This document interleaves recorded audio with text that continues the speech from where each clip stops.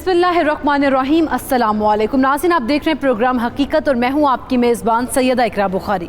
नाज़रीन, दयानतदारी, ईमानदारी और फ़र्ज़ शनासी ड्यूटी देने वाले किसी भी अच्छे ऑफिसर या वर्कर की खूबियाँ हैं जो होने को तो सब में होनी चाहिए, लेकिन हमारे यहाँ ऐसा नहीं होता। हमारे यहाँ कोई कोई इन खूबियों का मालिक होता है और जो होता है उसको उस मुआशरे में अपनी ज़िंदगी की गाड़ी चलाना बड़ा मुश्किल बना दिया जाता है। और कभी कभी तो ऐसे ईमानदार और फ़र्ज़शनास लोगों को अपनी जान से भी हाथ धोना पड़ते हैं। जो लोग चोर रास्ते से ज़िंदगी के रास्तों को जल्दी जल्दी तय करते हैं और उनके इरादों की राह जो लोग ईमानदारी से रुकावट बनते हैं उनको वो ठिकाने लगा देते हैं। सीधा रास्ता छोड़कर बुराई और शैतान का रास्ता मापने वालों के बारे में हमारे माहिर नफ्सियात क्या कहते हैं, क्या समझते हैं कि ऐसे लोग अपने लिए ईमानदार और फ़र्ज़शनास लोगों को क्यों ख़तरा समझते हैं, जानते हैं उनसे। इसकी सबसे बड़ी वजह यह है कि जो बुराई है वो हमारी फितरत है कि हम बुराई की तरफ ज़्यादा अट्रैक्ट होते हैं। और जिस तरह से हमारी आजकल सोसाइटी जिस तरफ मूव कर रही है तो हम बुराई के एक रास्ते की तरफ चल पड़े हैं और हमें अच्छाई और बुराई में फ़र्क करने का अब पता नहीं चलता। हम अब अगर कुछ बुरा कर भी रहे होते हैं तो हम उसको भी अच्छा बना के कर लेते हैं सिर्फ़ और सिर्फ अपने गिल्ट को छुपाने के लिए। तो वो लोग जो कि अच्छाई को प्रमोट कर रहे होते हैं, जो लोग एक अच्छे ट्रैक पे चल रहे होते हैं, जो कि अच्छाई के रास्ते पे चल रहे होते हैं, वो फिर हमें कड़वे लग रहे होते हैं, वो हमें बुरे लग रहे होते हैं, वो हमें ऐसे लग रहा होता है कि वो हमें हमारे हिसाब से ज़िंदगी नहीं गुजारने दे रहे और हम अपने हिसाब से ज़िंदगी गुजारना चाहते हैं। हालांकि वो लोग जो कि हमें अच्छाई के ट्रैक पे लेके आना चाहते हैं या फिर जो लोग हमारा भला चाहते हैं वो हमें, जाहिर सी बात है, हमें बुराई से रोकेंगे भी, वो हमें गलत काम करने से भी रोकेंगे और उसके लिए उन्हें किसी भी हद तक जाना पड़े वो उस हद तक जाते हैं। नाज़रीन, उस्ताद और शागिर्द का रिश्ता बड़ा पाक रिश्ता है। उस्ताद को रूहानी बाप कहा जाता है। जहां बाप के कुछ फ़राइज़ होते हैं वहीं औलाद के भी कुछ फ़राइज़ होते हैं। यानी उस्ताद का काम शागिर्दों तक इल्म को अच्छे तरीके से पहुंचाना है और दीन और दुनिया में अच्छे बुरे की तमीज़ सिखाना है। और अच्छे शागिर्द वो होते हैं जो उस्ताद के दिए हुए इल्म और सिखाई हुई बातें सारी ज़िंदगी याद रखें और उन्हीं की रोशनी में मुआशरे को फ़ायदा पहुंचाते हैं। लेकिन जहां अच्छाई है वहां बुराई भी है।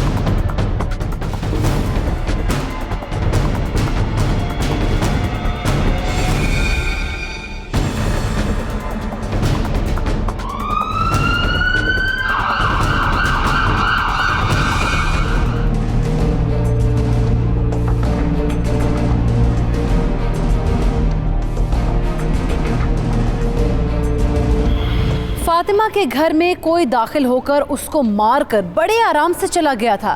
क्या फातिमा घर में अकेले रहती थी या उस घर के बाकी अफराद उस वक्त घर में नहीं थे? मारने वाला कौन था जिसको इस बात का इल्म था कि इस वक्त घर में कोई नहीं था? कहीं ये कोई घर के अंदर का ही आदमी तो नहीं था जो फातिमा को रास्ते से हटाना चाहता था? अच्छा, तो तुम हो मरहुमा के बेटे? जी मैं हूँ। इस घर में और कौन कौन रहता है? मैं और मेरी माँ, मेरी बीवी भी थी लेकिन वो मैके गई हुई। मैके चली गई थी? खैरियत? हाँ जी। उमर, सर। ऐसा करो, घर को अच्छी तरह चेक करो। ठीक है सर।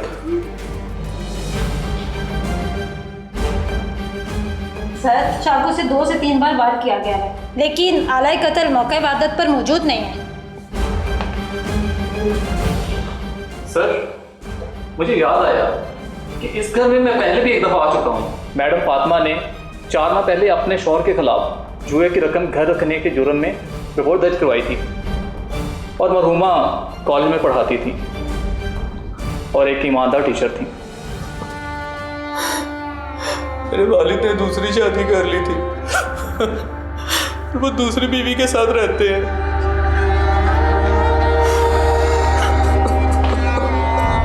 कहीं ऐसा तो नहीं है कि तुम्हारे बाप ने ये कत्ल किया हो? जनाब, वो ऐसा क्यों करेंगे? खैर, ये हमारा काम है, हम खुद पता कर लेंगे। उमर, लाश का पंचनामा करो और इसके पोस्टमार्टम के लिए भिजवा दो। Okay sir.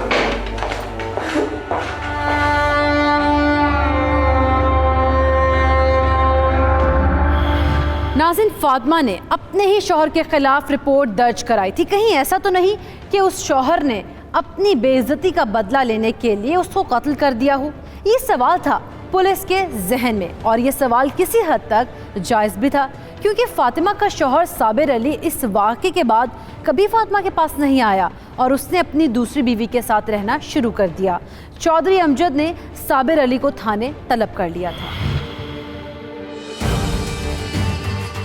तो बिलाखिर मार दिया तुमने प्रोफेसर को? नहीं जनाब, मैंने नहीं मारा उसे। तुम्हें तो बड़ा दुख हुआ होगा कि उसने तुम्हारे जुए की रकम से तुम्हें अयाशी करने से पहले पुलिस को फोन कर दिया। दुख तो मुझे बहुत हुआ था जनाब, क्योंकि पहली बार इतनी बड़ी रकम जीती थी मैंने और उस चुड़ैल की वजह से सारी रकम हाथ से गई। ओए, तुमने मेरे सामने उसको मारने की धमकी दी थी? नहीं सर, गुस्से में तो इंसान कुछ भी कह देता है। जो कहता है वो कर भी देता है। लेकिन सर, मैंने उसे नहीं मारा। उसे सच बोलने और उसकी फर्जशनासी ने उसे मरवा दिया होगा। सच बोलने और फर्जशनासी ने? क्या मतलब है तुम्हारा?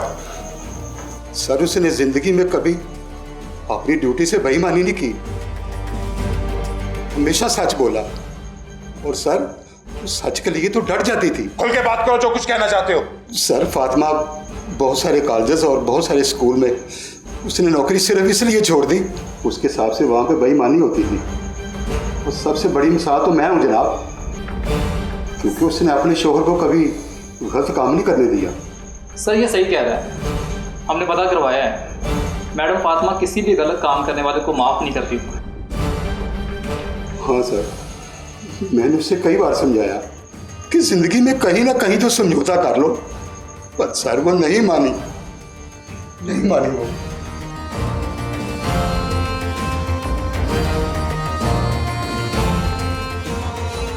ओए, सच बता दो कि तुमने उसका कत्ल किया या नहीं किया। तुम चौधरी साहब को जानते नहीं, बहुत सख्त एसएचओ है। जनाब, मैं उसको क्यों मारूंगा?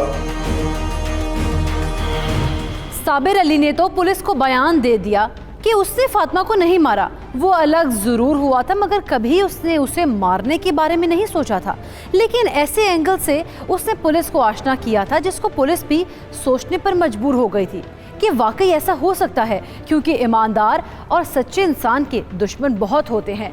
लेकिन अभी पुलिस साबिर अली को भी शक से मुबर्रा नहीं कर रही थी। मुझे हराम का पैसा नहीं चाहिए। देखो फातिमा, सिर्फ एक बार और आखिरी बार, इसके बाद कभी नहीं, वादा मेरा। हराम की कमाई पर खड़ी की हुई सारी जिंदगी और इससे मिलने वाली ऐश मुझे नहीं चाहिए। फातिमा, ये पैसे मैंने बड़ी मेहनत से कमाए हैं। काश तुमने ये पैसे मेहनत से कमाए होते। ओहो, जुआ जीतने के लिए बड़ी मेहनत करनी पड़ती है और अपनी जिंदगी दांव पर लगानी पड़ती है। साबिर अली, जुए और मेहनत की कमाई में फर्क होता है। अगर यही सब कुछ तुम मेहनत से कमा कर लाते तो मैं खुश होती, मगर मैं इतनी बड़ी रकम वापस करने वाला नहीं। तो ठीक है, इन पैसों को मैं अपने घर में रखने नहीं दूंगी।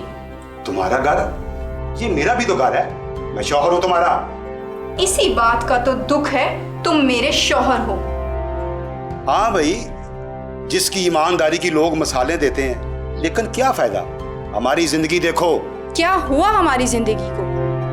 अरे फातिमा, मैं ऐश की जिंदगी जीना चाहता हूँ भाई। बड़ा घर हो, गाड़ी हो, ताकि हमारा बेटा आने वाले दिन आराम से गुजार सके। इज्जत की थोड़ी भी, ऐसी बेईमानी कमाई से 1000 दर्जे बेहतर है। तुम ये पैसे वापस कर आओ। मगर फातिमा, ये मैं पैसे वापस नहीं करूंगा। तो ठीक है, फिर मैं कुछ करती हूँ। अरे क्या करने लगी हो? पुलिस को फोन। पुलिस को phone? Hello, police station.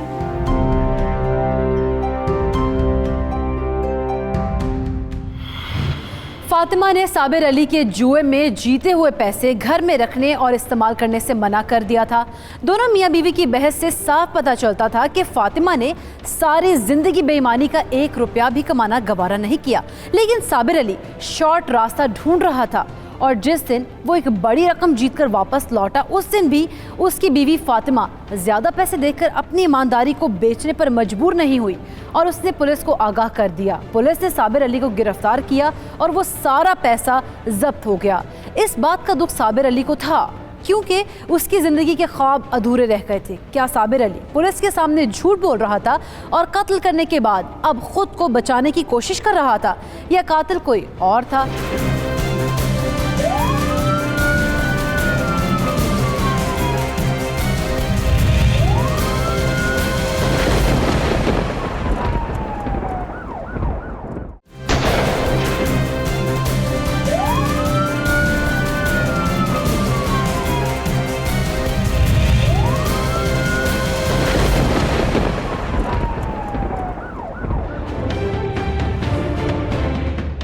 Welcome back. नाज़रीन, ब्रेक पर जाने से पहले आपने देखा कि साबिर अली को पुलिस ने तफ्तीश के लिए बुलाया और उसमें साबिर अली और फातिमा के बीच होने वाले वाक़े का भी इल्म हमें हुआ। लेकिन साबिर अली इतने बड़े वाक़े के बाद भी फातिमा के कत्ल से इनकार कर रहा था, जबकि पुलिस इस बात को मानने को तैयार नहीं थी। लेकिन ज़बरदस्ती बयान लेना भी कानूनन गलत था, इसीलिए पुलिस भी फिलहाल इसके बयान के बाद उसको छोड़ने पर मजबूर थी। सर, ये रही पोस्टमार्टम रिपोर्ट।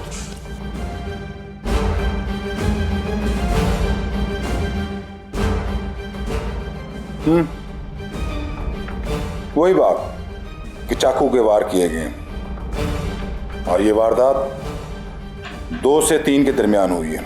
जी सर। फोरेंसिक रिपोर्ट क्या कहती है? कोई फिंगरप्रिंट्स वगैरह? सर, उनके बकौल इर्द गिर्द जो भी चीज़ें पड़ी थी उन पे सिर्फ फातिमा के ही फिंगरप्रिंट्स मिले हैं। कातिल ने कोई सुराग नहीं छोड़ा। बहुत ही चालाक बंदा लगता है जो तमाम कानूनी हरबे जानता है। कौन हो सकता है? सर, ये साबिर भी वैसे कोई सीधा बंदा नहीं है। जानता हूं, उसे छोड़ा है, शक से निकाला नहीं है। फिलहाल कोई सबूत भी तो नहीं है। उमर, एक काम करो, फातिमा के अलावा तमाम फैमिली के फोन नंबर्स सर्विस लाइन पे लगाओ। सबके फोन कॉल्स रिकॉर्ड निकालो, कुछ ना कुछ तो पता चलेगा। जी सर। और हाँ, वो फातिमा की सौतन, क्या नाम है उसका, महनाज को और उसकी बहू मलाइका को, दोनों को थाने बुलाओ। उनके रिश्ते में भी कुछ ठीक नहीं था। थाने बुलाओ उन्हें। Okay sir.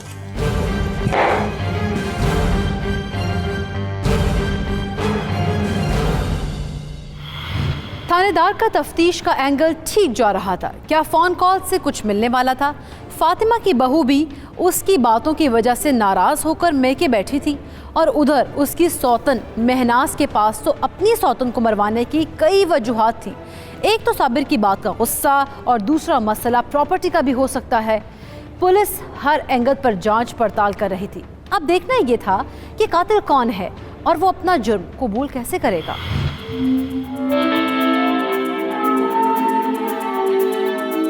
तो क्या कहोगी अपनी सौतन के कत्ल? आप मुझ पे शक कर रहे हैं? तो क्या हमें नहीं करना चाहिए? नहीं। साबिर अली की वो पहली बीवी थी और उसने तुम्हें कभी भी तस्लीम नहीं किया था, बल्कि जलील ही किया था। तो क्या ये वजह काफी नहीं है? अब आप ये भी कहेंगे कि उसके मरने से उसके घर पे मेरा हक हो जाएगा? इसमें कोई शक नहीं। इसका मतलब है कि तुम कत्ल की जिम्मेदारी कबूल करती हो? हरगिज नहीं। इन तमाम बातों के बावजूद से मैंने नहीं मारा।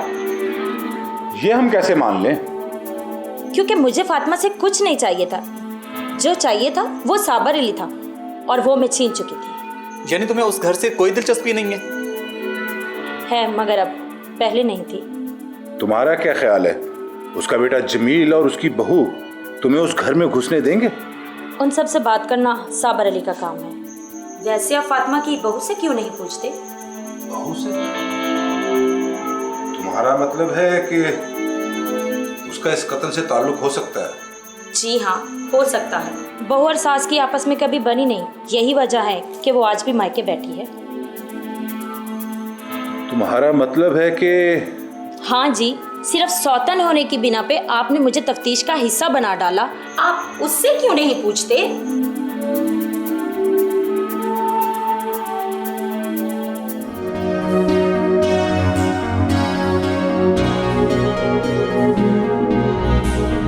देखो जमील, तुम्हारी माँ की ये हर बात पर नेकी की तबलीग मुझे बिल्कुल पसंद नहीं। देखो, मेरी माँ एक टीचर थी और अब वो प्रोफेसर।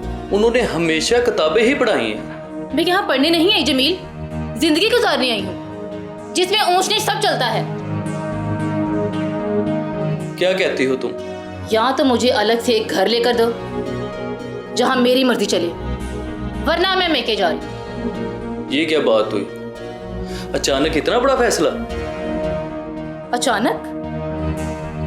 अचानक ये फैसला नहीं किया मैंने जमील।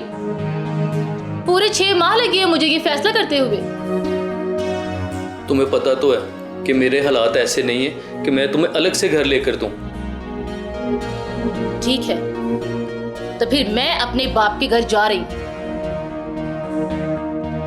अपनी माँ से जान छुड़ा लो जमील, वरना। मलाइका बेटा, फैमिली सिस्टम को तोड़ना अच्छी लड़कियों की हरकत नहीं होती। हाँ, मैं अच्छी थी ही कब? आप कोई नेक ब्याह के लिए हैं। देखो बेटा, मैं तुम्हें समझाने की कोशिश इसलिए करती हूँ क्योंकि अच्छे और बुरे में तमीज़ मालूम होनी चाहिए। ये मेरी अपनी जिंदगी है, मुझे किसी से तमीज़ सीखने की जरूरत नहीं है। और अगर आप ऐसे ही मेरी राह में आती रहेंगी तो मुझे मेरा रास्ता साफ करना आता है। इतनी नफरत? हाँ, क्योंकि जब मेरी शादी हुई थी तो तब मैंने सोचा था कि मैं अपनी जिंदगी अपनी मर्जी से गुजारूंगी, लेकिन आपने तो मुझे स्कूल में ही दाखिल कर दिया। ये ना करो, वो ना करो, नफरत है मुझे।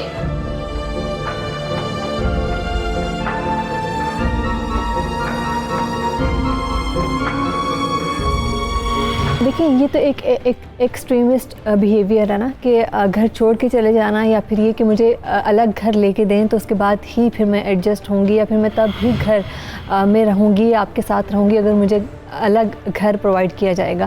पहली बात तो ये कि अगर आपके घर में कोई आपका ये जो आपके एल्डर्स हैं, जो आपके बड़े हैं, डेफिनेटली उनका एक्सपीरियंस हमसे ज़्यादा होता है, उनका एक्सपीरियंस की बेस के ऊपर। सेकेंडली ये कि उनका एक्सपोजर ज़्यादा होता है, उन्होंने दुनिया देखी होती है। तो अगर वो किसी चीज़ से मना कर रहे हैं या फिर कोई चीज़ समझा रहे हैं, तो एक चीज़ अगर मैं साइकोलॉजिकल या साइकेट्रिक पॉइंट ऑफ व्यू से भी बताऊँ, तो अगर आपका माइंड उस चीज़ को एक्सेप्ट नहीं भी कर रहा है, तो एक चीज़ चीज़ हमेशा मैं बताती हूँ कि value the differences. We all are human beings, हम सब डिफरेंट तरीके से डिज़ाइन हुए हुए हैं। आपकी पर्सनैलिटी डिफरेंट है, मेरी पर्सनैलिटी डिफरेंट है, एक थर्ड पर्सन है उसकी पर्सनैलिटी डिफरेंट है, उसके ट्रेट्स डिफरेंट हो सकते हैं, मेरे से कॉन्फ्लिक्ट कर सकते हैं, आपसे कॉन्फ्लिक्ट कर सकते हैं। सो इन ऐसी सूरत हाल में हमें डिफरेंसेस को वैल्यू करना आना चाहिए। महनाज ने गोलमोल जवाब दिए थे पुलिस को, जिनसे पुलिस मुतमईन नहीं थी। लेकिन महनाज ने एक हैरानकुन एंगल का जिक्र किया था, वो था फातिमा की बहू मलाइका। मलाइका अपनी सास से खुश नहीं थी। वो अपनी सास से जान छुड़ाने के लिए किसी हद तक भी जा सकती थी, क्योंकि वो नए दौर की आज़ाद ख्याल लड़की थी, अपने तरीके से ज़िंदगी गुजारना चाहती थी। लेकिन फातिमा एक सुलझी हुई खातून थी, उसका तर्ज ज़िंदगी मुख्तलिफ था। यही इख्तलाफ तेज़ी पकड़ गया और आखिर मलाइका घर छोड़कर चली गई कि जब तक सास जिंदा है वो उस घर में नहीं आएगी। क्या उसने घर वापस आने के लिए सास को रास्ते से हटा दिया था?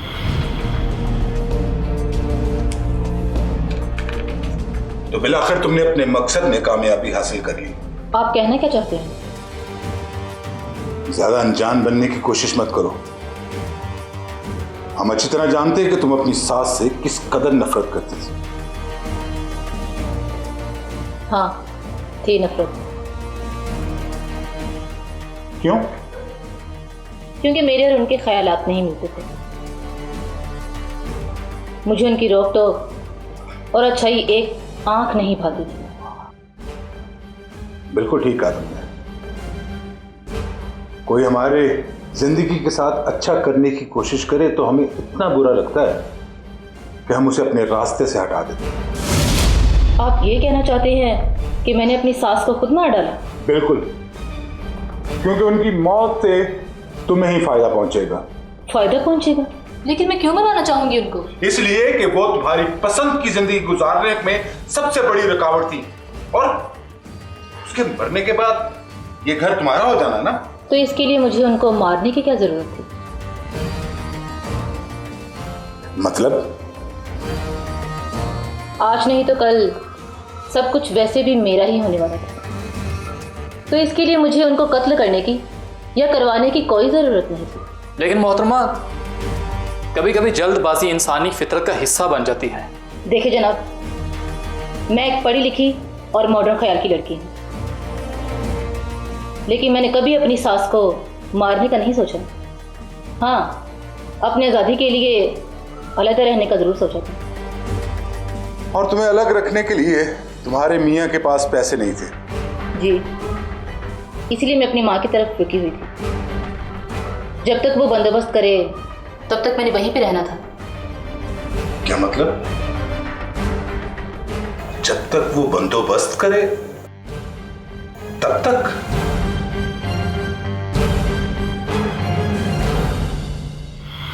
मलाइका ने भी अपनी सास के कत्ल से साफ इनकार कर दिया था, क्योंकि पुलिस को शक था कि घर पर कब्जा करने के लिए वो ऐसा कर सकती थी।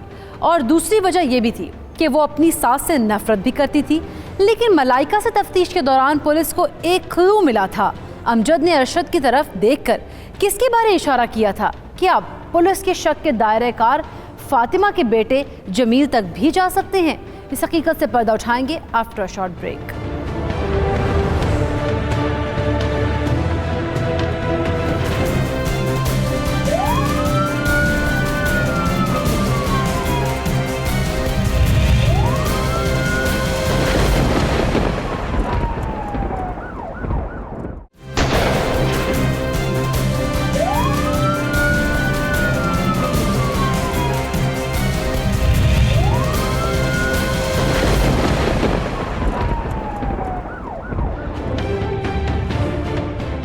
Welcome back. नाज़रीन, पुलिस जब फातिमा की डेड बॉडी के पास पहुंची तो सबसे पहले जमील ही वहां मौजूद था। ना तो फातिमा का शौहर घर में था और ना उसकी बहू। इसका मतलब है कि ऐसा भी हो सकता है कि जमील अपने बीवी को घर में वापस लाने के लिए अपनी मां को रास्ते से हटा दे।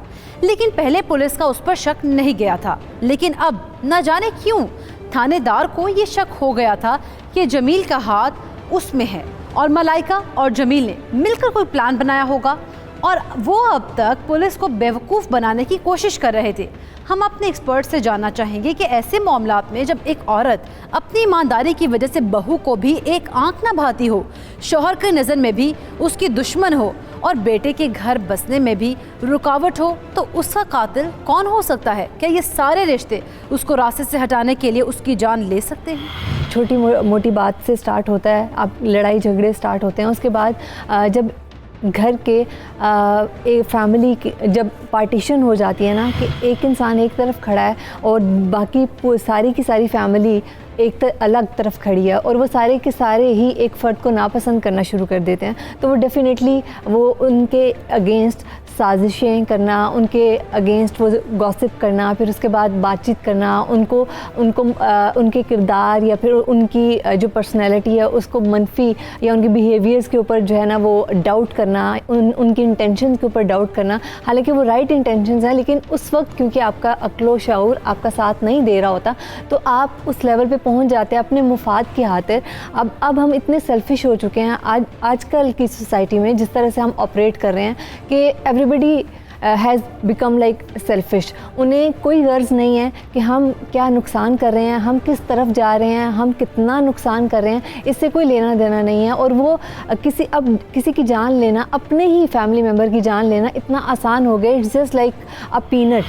इंसान के करीबी रिश्ते भी कभी कभी उसकी फ़र्ज शनासी और ईमानदारी के रास्ते में रुकावट बन जाते हैं और उसको अपने लिए अजाब समझने लगते हैं, क्योंकि शैतान के बताए हुए रास्ते इतने खूबसूरत होते हैं कि हमें अच्छी और सही बात करने वाला, हक की बात करने वाला अपना दुश्मन ही लगता है। फातिमा के साथ भी यही हुआ था। किसी को सीधे रास्ते का सबक पढ़ाते हुए किसी की आंख को इतनी बुरी लगी थी कि उसने अपनी आंखों के सामने से उसे हमेशा हमेशा के लिए हटा दिया था। मेरे पास ज्यादा वक्त नहीं है, मैं सिर्फ सच सुनना चाहता हूँ। क्यों मारा तुमने अपनी माँ को? मैंने मारा अपनी माँ को? थानेदार साहब, आप कैसी बातें कर रहे हैं? अपनी बेगम की खुशी के लिए। तुम्हारी बेगम के रास्ते की दीवार थी ना तुम्हारी माँ। हाँ, मगर क्या? तुमने अपनी बेगम की खुशी के लिए अपनी माँ को मार दिया। ये गलत है। मैं अपनी माँ से बहुत प्यार करता था। और बीवी से? उससे भी करता था, लेकिन अपनी माँ से ज्यादा नहीं। क्या सबूत है तुम्हारे पास अपनी बेगुनाही के लिए? जनाब, आपके पास भी तो कोई सबूत नहीं है मुझ पर इल्जाम लगाने के लिए। चलाक मुजरिम हो। तुमने सबूत मिटा दिए और अब मुझसे सबूत मांगते हो? मैं पहले ही अपनी माँ के मरने की वजह से बहुत परेशान हूँ। मुझे और परेशान ना करें। मुजरिम तो आपसे पकड़ा नहीं जा रहा, उल्टा मुझे मुजरिम बना रहे हैं आप। कानून को सबक सिखाते हो, कानून को बताते हो। पर तुम्हारी बीवी तो कहती है कि तुम उसके लिए कुछ भी कर सकते हो। हाँ, मैं उसके लिए कुछ भी कर सकता हूँ, मजदूरी कर सकता हूँ, लेकिन मेरी माँ की तरबियत ऐसी नहीं है कि मैं किसी के साथ फ्रॉड करके उसकी झोली में खुशियाँ ला के दूँ। तुम्हारा अपनी बीवी के बारे में क्या ख्याल है? वो क्या कर सकती है? क्या कर सकती है वो? मलाइका और मेरी माँ की नहीं बनती थी। वो इस हद तक तो नहीं जा सकती कि मेरी माँ को कत्ल कर दे। इसका मतलब है कि चांस है।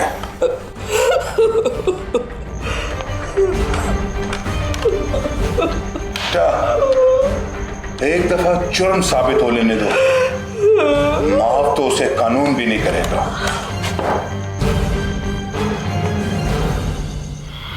पुलिस की हर कोशिश नाकाम जा रही थी। कोई भी कत्ल अपने सर लेने को तैयार नहीं था। मौके पर कोई भी सबूत हाथ नहीं लगा था जिससे पुलिस को कोई रहनुमाई मिलती। फातिमा का कत्ल पुलिस के लिए एक मौमा बन चुका था जिसको हल करना दिन ब दिन मुश्किल होता जा रहा था। बेटे को अपनी माँ से प्यार था, बहू की नफरत बकौल उसके इस कदर नहीं थी कि वो सास को कत्ल करवा देती। फातिमा का शौहर और उसकी सौतन महनाज भी खुद को चुंगल से निकालने के लिए अपने अपने बयानात दे चुके थे, इसीलिए थानेदार के हाथ कोई क्लू नहीं लग रहा था।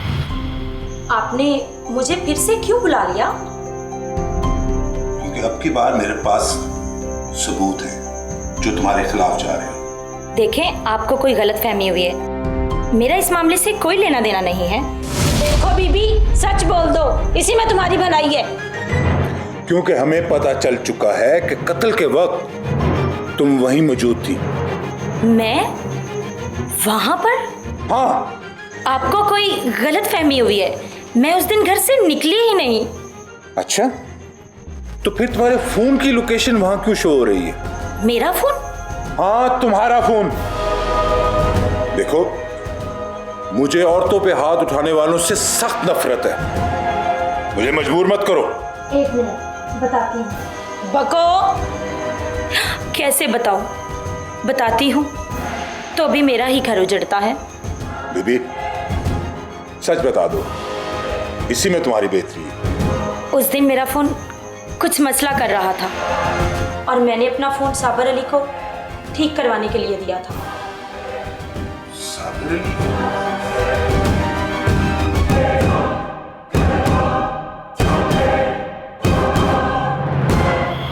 पुलिस ने महनाज को फ़ोन लोकेशन की बुनियाद पर गिरफ्तार किया था क्योंकि उसके फ़ोन की लोकेशन फातिमा के घर के करीब की शो हो रही थी। लेकिन ये क्या कहानी है, जहां से शुरू हुई थी वहीं पर ख़त्म होने जा रही थी। महनाज का फ़ोन उस दिन साबिर अली के पास था और साबिर अली ने अपना फ़ोन उस दिन महनाज के पास रखा था। यानी साबिर अली ही वो बंदा था जिसने फातिमा का कत्ल किया था और ये फ़ोन वाली सारी साजिश खुद ही रची थी। जुए के पैसे के जाने का इतना दुख था कि उसने फातिमा को माफ नहीं किया था। तो अब भी कोई बहाना है तुम्हारे पास? जनाब, ये सच है कि उस दिन फोन महनाज का मेरे पास ही था। और अपना फोन तुमने महनाज के पास छोड़ दिया ताकि तुम साफ बच निकलो। नहीं सर, मेरा मतलब ये नहीं था। मैं तो महनाज का फोन ठीक करवाने के लिए लाया था। और तुमने सोचा कि अच्छा मौका है, साफ बच निकलोगे और तुम्हारे पास सबूत होगा कि उस वक्त तुम वहां मौजूद नहीं थे और फातिमा भी रास्ते से हट जाएगी। नहीं सर, आप गलत समझ रहे हैं। मैं खुदा को हासिल नासिर जान के कहता हूँ कि मैंने फातिमा को नहीं मारा। नहीं मारा तो कम से कम उस वक्त तुम वहां मौजूद थे, मरवा दिया होगा किसी के हाथों। सर, वो मेरी बीवी थी, मैं भला उसे क्यों मरवाऊंगा? क्योंकि तुम्हें बीवी के रूप में महनाज मिल गई थी। तुम्हें अब ऐसी बीवी की जरूरत नहीं थी जो तुम्हें बुराई से मना करे। सर, वो जैसी भी थी मेरे बच्चे की माँ थी, अच्छी और नेक थी। सर, मैं ही गलत था। पर सर, गलत होने का मतलब ये नहीं कि मैं उसे मार दूंगा। मेरे सवाल का जवाब नहीं दिया तुमने अब तक। तुम वहां गए क्यों थे? सर, अगर मुझे पता होता कि फातिमा उस दिन मर जाएगी तो मैं घर के अंदर भी जाता। मैं तो उससे बात करना चाहता था, मगर सर हिम्मत नहीं हुई। मैं घर के दरवाजे से ही वापस आ गया था। उमर, जी सर। ये ऐसे नहीं मानेगा, इसे मजीद खिदमत की जरूरत है। ले जाओ इसे, फैंटी लगाओ। चलो चलो चलो निकलो। फातिमा के कत्ल केस में कोई भी रोशनी नहीं मिल रही थी। जिस पर भी मुजरिम समझकर हाथ डाला जा रहा था वही खुद को बेगुनाह कहकर अपनी जान छुड़ाने को था। लेकिन क्या इस तरह से पुलिस किसी नतीजे पर पहुंच पाएगी या फिर ये फाइल ऐसे ही क्लोज करना पड़ेगी? कोई तो ऐसी बात थी जो पुलिस की नज़र में नहीं आ रही थी, कोई क्लू नहीं था जो कातिल तक लेकर जाता। लेकिन खून कहते हैं कभी छुप नहीं सकता, वो खुद ही बोल पड़ता है। हाँ, कुछ बोली महनाज? नहीं सर, इतनी मार खाने के बावजूद भी वो अपनी बात पर कायम है कि उसका और साबिर अली का इसमें कोई हाथ नहीं है। तुम क्या कहते हो? सर, मेरा ख्याल है कि जितनी मार इनको पुलिस की पड़ चुकी है, अगर कोई प्रोफेशनल किलर भी होते तो मान जाते। मुझे नहीं लगता कि... मैं समझ गया, सच कह रहे हैं, मगर कातिल कौन है? सर, प्रोफेसर फातिमा का जिस तरह कत्ल किया गया है, लगता तो यही है कि किसी अपने ने, जिसको बहुत ही गुस्सा था, कत्ल किया है। तुमने कॉलेज के कुलीग्स और प्रिंसिपल से पूछताछ की? जी सर, कॉलीग्स और इंतजामिया में से किसी के साथ भी कोई झगड़ा नहीं था। कहीं तो कुछ है, कहीं तो कुछ है, कुछ मिस हो रहा है। तुम एक काम करो, वो तमाम फोन नंबर्स नोट करो जिनकी लोकेशन उस दिन सेम टाइम पे वहां पे थी। जी सर, मैं चेक करता हूँ, क्योंकि पहले तो हमारा सिर्फ फैमिली पर ही फोकस था। फिलहाल महनाज पे मजीद तशद्दुद नहीं करना, उसको इजी कर दो, लेकिन अपनी कस्टडी में रखो। Okay sir. सर, ये एक नंबर मिला है जो उस टाइम मैडम फातिमा के घर के पास एक्टिव था। हो सकता है किसी राहगीर का हो। नहीं सर, इस नंबर से प्रोफेसर फातिमा को 1-2 दफा कॉल आ चुकी है। क्या कह रहे हो? कौन है ये? उठाओ इसे फौरन। Yes sir.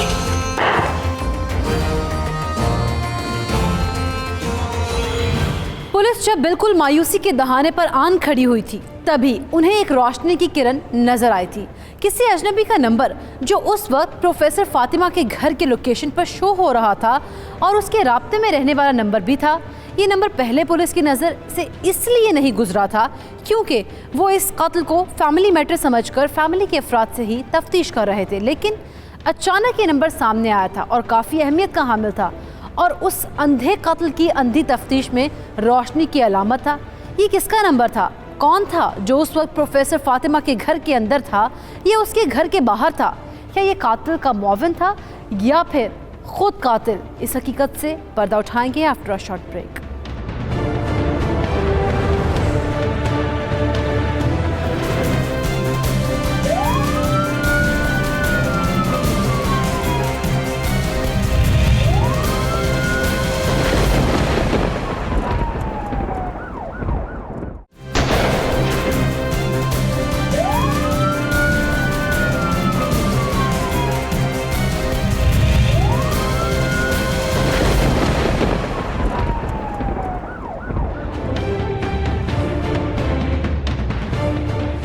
Welcome back. Nazin, police किसी हद तक कातिल के करीब पहुंच चुकी थी क्योंकि अब तक होने वाले बेनतीजा तफ्तीश से उन्हें कुछ हासिल नहीं हुआ था, लेकिन साबिर अली और महनाज भी अभी छोड़े नहीं गए थे क्योंकि महनाज का नंबर जो उस वक्त साबिर अली के पास था वो भी फातिमा के घर के लोकेशन शो करवा रहा था।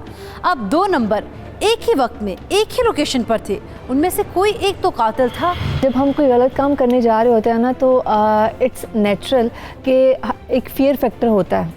कुछ लोग होते हैं, ऐसी परसेंटेज भी है लोगों की जो कि फियरलेस होते हैं, वो कुछ भी गलत करने के लिए जब जाने लगते हैं उन्हें उनके दिल में कोई डर कोई खौफ नहीं होता। कुछ लोग होते हैं जो कि जब कुछ गलत काम करने जाते हैं तो वो चाहते हैं कि उनके साथ कोई ना कोई कंपेनियन, कोई ना कोई किसी न किसी को वो साथ कैरी करके लेके जाएं ताकि उनके साथ कोई बराबर का शरीक हो, ताकि वो मिल के वो उनका कोई पार्टनर ज़रूर हो। सो ये सिर्फ और सिर्फ हम ये नहीं कि आपके फैमिली मेम्बर्स ही ये काम कर सकते हैं, कोई अजनबी वो कोई इस सिनेरियो में तो इवन कोई पुराना ग्रज भी हो सकता है, आज से 10-15 साल पुराना ग्रज भी हो सकता है, कोई रीसेंट ग्रज भी हो सकता है और कोई छोटी सी माइन्यूट सी बात भी हो सकती है। मौत का एक दिन मुकर्रर है, मगर वो किस तरह आएगी ये कोई नहीं जानता और किसकी वजह से आएगी ये भी इल्म नहीं होता। ऐसा ही फातिमा के साथ हुआ था, उसकी भी मौत तो आ गई थी, लेकिन किसकी वजह से हुई और क्यों हुई अभी तक ये मामला सुलझ नहीं पा रहा था। पुलिस के हाथ लगने वाले नंबर से पुलिस ने एक बंदे को उठा लिया था, अब देखना ये था कि वो क्या कहता है। आप लोग मुझे इस तरह नहीं पकड़ सकते। अच्छा जी, वो क्यों? हम आपको क्यों नहीं पकड़ सकते? क्योंकि मैं एक सरकारी क्लर्क। सरकारी क्लर्क? सरकारी क्लर्क साहब क्या करने गए थे प्रोफेसर साहिबा के घर? वो मेरी टीचर, मैं उनसे बात करने के लिए गया था। वो तो प्रोफेसर थी और तुम्हारी टीचर कहाँ से होगी? आज से 10 साल पहले मेरी टीचर थी, प्रोफेसर तो वो बाद में बनी है। 10 साल के बच्चे, इतने अरसे के बाद तुम्हें अपनी टीचर की याद क्यों आई? क्या करने गए थे वहां पे? ओए, सच सच बता दो, हमारे पास ना तुम्हारे खिलाफ सारे सबूत मौजूद हैं। अगर तुमने गलत बयानी की तो मुफ्त की मार पड़ेगी तुम्हें। जल्दी बताओ, मेरे पास ज्यादा टाइम नहीं है।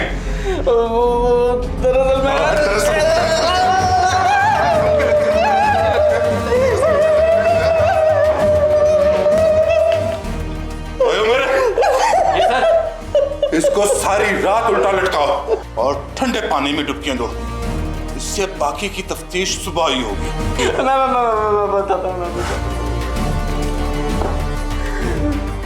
मैंने ही मारा है उसे। क्यों मारा था? वो तो तुम्हारी टीचर थी। अभी तो मैंने उन्हें बहुत आसान मौत दी। जिस तरीके से उन्होंने मेरा करियर तबाह किया, उनको तो इससे भी भयानक मौत मिलनी चाहिए थी। भयानक मौत को लगते, भयानक मौत को लगते। क्या किया था? क्या किया था उसने? अगर वो उस दिन मेरा फाइनल पेपर कैंसिल ना करती तो शायद आज मैं भी कोई अफसर होता। वो पेपर क्यों कैंसिल किया? मैं अपने एक दोस्त की मदद के साथ अपना पेपर हल कर रहा था। मेरे पास कुछ पर्चियाँ थी बस। तो जो ही उनकी नज़र मेरे पे पड़ी, उन्होंने मुझे खड़ा कर दिया और मैंने फिर उनकी मिन्नत समाजत की, रोया, गिड़गिड़ाया, माफ़ियाँ मांगी, लेकिन उन्होंने मेरी एक नहीं सुनी। उनके ऊपर फर्ज शनासी का भूत सवार था। तुम अगर गलत रास्ते पे जा रहे हो, तुम्हें कोई रोके तो तुम उसे कत्ल कर दोगे, कत्ल कर दोगे। मैं तो उनके घर भी गया था उनको समझाने के लिए। नवाज किसी ज़माने में फातिमा का स्टूडेंट था और इम्तिहान के दौरान में वो नकल करते हुए पकड़ा गया था, जिस पर फातिमा ने उसका वो पेपर कैंसिल कर दिया था, जिसकी वजह से वो आगे ना पढ़ सका और उसको सरकारी महकमे में क्लर्क भर्ती होना पड़ा, क्योंकि उसने ऑफिसर बनने के ख्वाब बुने थे जिनको फातिमा ने तोड़ा था। इसीलिए उसने बदला लेते हुए फातिमा को कत्ल कर दिया। ये था इस दुनिया में ईमानदारी का सिला, लेकिन इस कहानी में अभी भी बहुत कुछ बाकी था।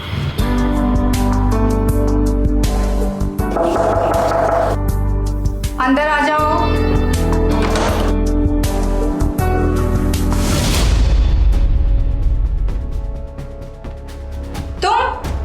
तुम यहाँ क्या लेने आए हो? मैडम मेरी एक मिनट बात तो सुने आप। मैं आपसे माफ़ी मांगने आया हूँ मैडम। ठीक है, बैठ जाओ। मैडम मैं जानता हूँ मुझसे बहुत बड़ी गलती होगी। देखो बेटा, हमें ज़िंदगी में हमेशा सही रास्ता चुनना चाहिए। शॉर्टकट शैतान का रास्ता है जो हमें आगे जाकर ज़िंदगी में और परेशानियों से दो चार करता है। पर मैडम देखो, तुम अभी बच्चे हो और मेहनत करो और मेहनत के बलबूते पर आगे बढ़ो। चीटिंग यानी धोखा और करप्शन का रास्ता छोड़कर चलो, बहुत कामयाब होगे। चाय पियोगे? नहीं शुक्रिया मैडम, पर आप मेरी बात सुन लें। उसकी ज़रूरत नहीं, ज़्यादा पछताना भी अच्छा नहीं होता। तुम बस अगली बार के लिए फुल तैयारी करो। मैडम आप मेरी बात क्यों नहीं समझ रही? अगर आप चाहें ना तो ये मामला यूँ ख़त्म हो सकता है। बस मेरे पेपर से कैंसर लिखा हुआ मिटा दें, बाकी मैं खुद संभाल लूँगा। तुम्हारा मतलब है तुम अपना और मेरा टाइम ज़ाया करने के लिए आए हो? निकलो। मैडम ये आप अच्छा नहीं कर रही। सदाकत, शराफत और ईमानदारी का सबक मैंने बचपन से पढ़ा है और यही पढ़ाती आई हूँ। इस राह में जो भी मुश्किल आएगी मैं उसे देख लूँगी। तुम यहाँ से निकल जाओ।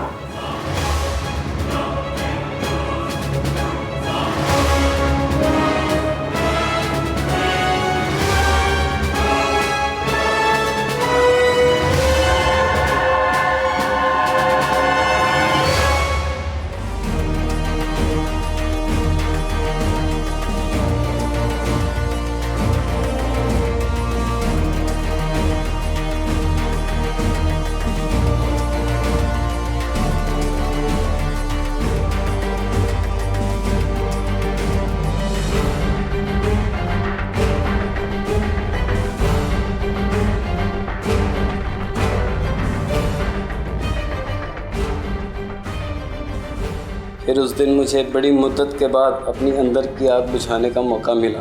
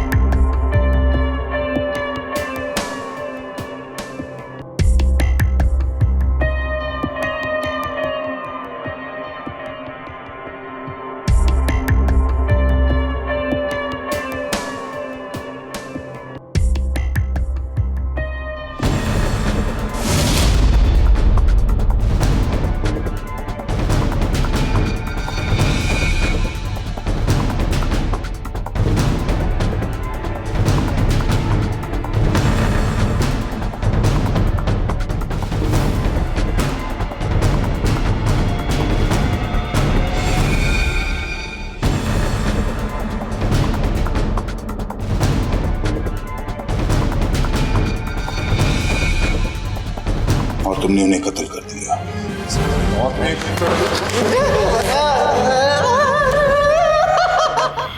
पुलिस ने नवाज पर फातिमा के कत्ल का चार्ज लगाकर उसको अदालत में पेश कर दिया था और अदालत ने इस केस में उसको सजाए मौत की सजा सुना दी। इस केस में एक ही बात सामने आई थी कि अच्छाई और बुराई इंसान के अंदर होती है और कभी कभी बुराई अच्छी तरबियत पाकर भी अच्छाई में नहीं बदलती, वो बुराई ही रहती है। नवाज एक ऐसी ही मिसाल था जो प्रोफेसर फातिमा जैसी नेक दिल और ईमानदार प्रोफेसर से पढ़कर भी अच्छा नहीं बन सका था। नाजरीन, इल्म एक रोशनी है और इस रोशनी को हम तक पहुंचाने की जिम्मेदारी उस्ताद की होती है और अगर उस्ताद अच्छा मिले तो उस पर रब का शुक्र करना चाहिए और उसकी कद्र करनी चाहिए, क्योंकि जिसने हमें इल्म सिखाया उसका बदला हमारी ज़िंदगी में उसकी खिदमत करना है। बुराई से दूर रहिए और अच्छाई का दर्स देते रहिए। अपना और अपने घर वालों का बहुत सारा ख्याल रखिए। अपनी मेज़बान सैयदा इकरा बुखारी और टीम हकीकत को दीजिए इजाज़त। अल्लाह ने के बाद।